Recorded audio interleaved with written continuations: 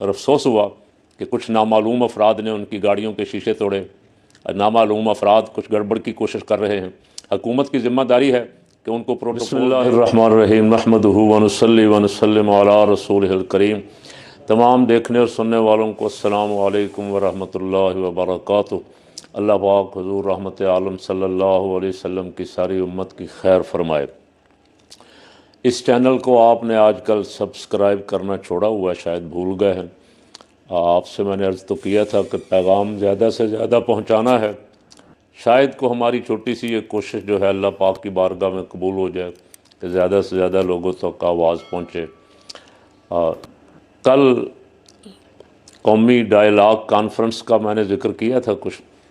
Dialogue conference کبھی ادھر سے کبھی ادھر سے۔ اچھا، وہی رانا ثناء اللہ جو کہہ رہے تھے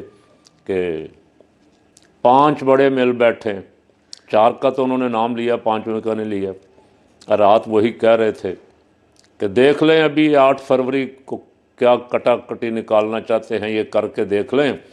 اس کے بعد پھر مذاکرات کی بات کریں گے۔ رانا صاحب، آپ کو بھی پتہ ہے مذاکرات پی ٹی آئی سے اور تحریک تحفظ آئین پاکستان سے زیادہ آپ کی ضرورت ہے اور قوم کی ضرورت ہے۔ آپ کو کوشش کر کے ان کو انگیج کر کے جلدی سے جلدی کرنا چاہیے تھا۔ اب وہ سڑکوں پہ نکلیں گے، ظاہر ہے وہ نکلے ہوئے ہیں، منگل والے دن بھی وہ اڈیالہ کے باہر ہوتے ہیں اور آئے دن کو نہ کوئی ان کا اجتماع، کوئی پروگرام۔ آج محمود خان چکدئی جو بہت کم رہتے، تو میرا خیال شاید زیادہ اسلام آباد ہی ہیں، لیکن بہت کم پنجاب کی سیاست میں نکلتے ہیں، وہ پنجاب میں نکلے ہوئے ہیں۔ راجہ ناصر عباس، محمود خان چکدئی، مصطفیٰ نواز کھوکھر اور پی ٹی آئی کے کچھ رہنما ان کے ساتھ ہیں، اور ایک بڑی تعداد میں ایک قافلے کے ساتھ وہ جی ٹی روڈ پہ آ رہے ہیں۔ مندرہ میں ان کا پہلا استقبال ہوا، دوسرا گجر خاں میں ہوا، آگے جگہ جگہ استقبال بھی ہو رہا ہے، لوگ پھولوں کی پتیاں بھی نچھاور کر رہے ہیں، اور وہ اویئرنیس کے لیے، بیداری کے لیے نکلے ہیں کہ لوگ اپنے حق کے لیے، اپنے آئین کے تحفظ کے لیے کھڑے ہو جائیں۔ یہ تو عوام کا حق ہے، عوام کو کھڑے ہونا چاہیے اپنے حق کے لیے، اپنے ملک کے آئین کے تحفظ کے لیے۔ امریکہ میں آج کل ایک خاتون کو گولی ماری انہوں نے، سارا واقعہ تو آپ سن چکے ہیں مختلف یوٹیوبروں سے، میں صرف اشارہ کر رہا ہوں، لیکن اس کا نتیجہ یہ ہوا کہ قوم نکل کھڑی ہوئی، ٹرمپ کے خلاف، ٹرمپ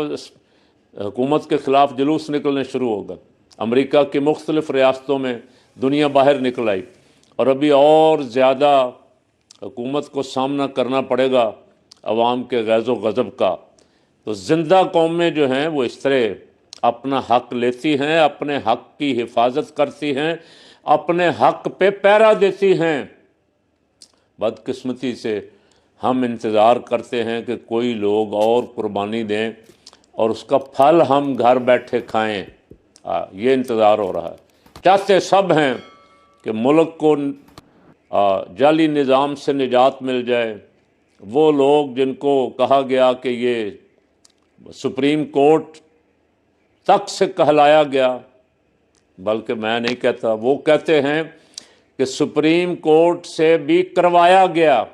اور کروانے والوں کا بھی وہ نام لیتے ہیں، رانا ثناء اللہ، خواجہ آصف میاں، نواز شریف، شہباز شریف، مریم نواز، وہ ساری تقریریں ان کی ویڈیو موجود ہیں کہ وہ کہتے ہیں سپریم کورٹ سے ہمیں نااہل کروایا گیا۔ اربوں روپے کے الزامات تھے، ان کو پھر کلین چٹ دے کے بٹھایا گیا، اور اب پھر وہ حکمران ہے۔ کاش آپ منصفانہ غیر جانبدارانہ انتخابات کرواتے اور اس کے نتیجے کو تسلیم کر لیتے، تو آج ملک کی پرواز واقعی کہیں آسمانوں میں ہوتی۔ لیکن اب آپ بھی جانتے ہیں آپ کیوں پریشان ہیں، شہباز شریف صاحب، آپ بھی جانتے ہیں کہ ملک نیچے جا رہا ہے، معیشت نیچے جا رہی، لاکھوں افراد ملک سے باہر چلے گئے، لاکھوں جانا چاہتے ہیں، بزنس مین اپنا پیسہ نکال کے دبئی لے گئے، کوئی دوسرے ملکوں میں لے گئے، ہزاروں کی تعداد میں بزنس مین ہماری غلط پالیسیوں کی وجہ سے، ان کے خلاف احتجاج کے لیے محمود خان چکزئی اور دیگر رہنما جی ٹی روڈ پہ آ رہے ہیں،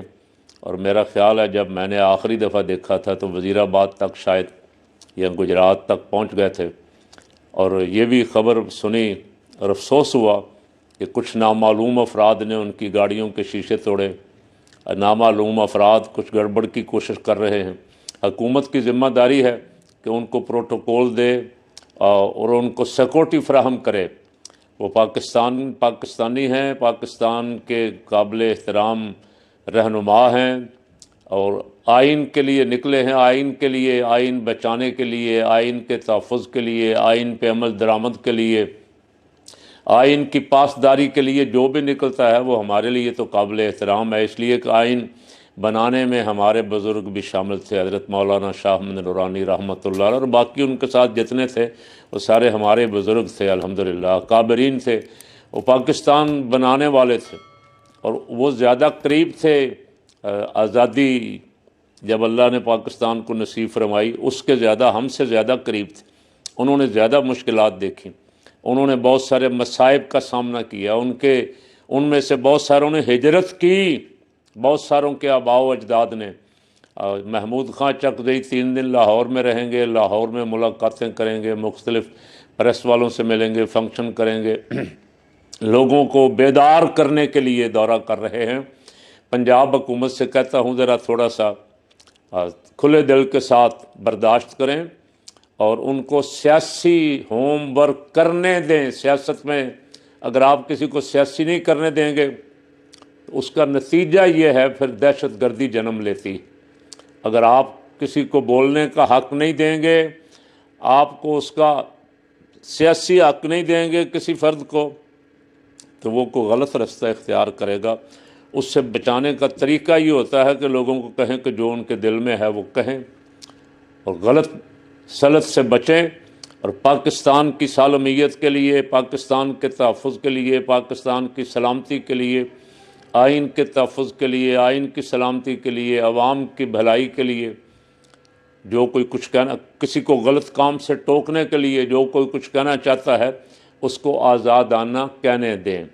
اس سے آپ کی حکومت کی باہر کے اداروں کی نظر میں بھی عزت بڑھے گی، عوام کی نظر میں بھی عزت بڑھے گی، اور جو پروپیگنڈا دنیا جہان میں پاکستان کے خلاف ہو رہا ہے اور اقوام متحدہ تک باتیں پہنچ گئیں کہ پاکستان میں انسانی حقوق کی پاسداری نہیں کی جا رہی، اس سے بھی آپ بچیں گے۔ یہاں محمود خان چکزئی اور ان کے ساتھیوں کو کام کرنے دیں۔ ادھر سندھ حکومت سے کہتا ہوں کہ وہ سہیل خان افریدی میں نے کل بھی کہا تھا، جوان آدمی، اور اس نے کل یونیورسٹی میں ایک یونیورسٹی کے فنکشن میں شرکت کی اور لوگوں کے دل جیت لیے۔ ایک معذور طالبہ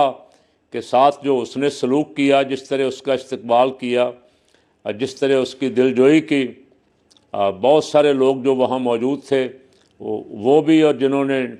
میڈیا پہ دیکھا وہ بھی بہت متاثر ہوئے۔ اور ایک بڑی بات جو سہیل خان افریدی نے کہی، کاش وہ ہمارے وزیر اعظم صاحب کہتے، انہوں نے کہا کہ ہماری قومی زبان اردو ہے، میں اردو میں بات کروں گا، اردو میں بات سنوں گا۔ ہمارے یہاں حکمران جو ہیں وہ امریکہ کی اور مغرب کی غلامی کا پٹا اپنے گلوں میں ڈال کے بڑا فخر محسوس کرتے ہیں، 4 انگریزی کے جملے بول کے سمجھتے ہیں کہ ہم ہی بس پاکستان میں پڑھے لکھے ہیں اور ہمارا یہ حق ہے کہ ہم حکومت کریں، اور زندہ قومیں اپنی زبان میں بات کرتی ہیں۔ چائنا والے دیکھ لو، اپنی زبان بولیں گے، ساتھ ترجمہ کرنے والا ترجمہ کرے، ایرانی اپنی زبان بولیں گے، سعودی اپنی زبان بولیں گے۔ ہمارے اوپر بھوت سوار ہے انگلش کا۔ ہمارا سپریم کورٹ کئی سال پہلے فیصلہ دے چکا کہ اردو ہماری قومی زبان ہے،